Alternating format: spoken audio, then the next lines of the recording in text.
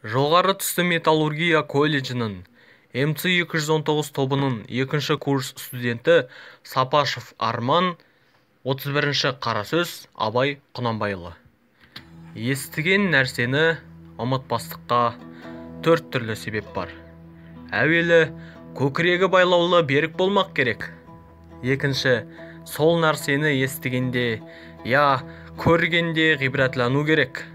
Көңілденіп, тұшынып, ынтамен ұғу керек.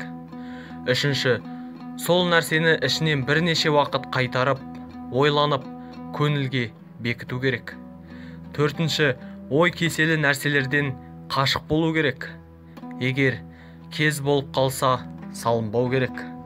Ой кеселдері уайымсыз, салғырттық, ойыншы күлкішілдік, бір қайғыға салыну, бір нәрсеге құмарлық пайда болу секілді.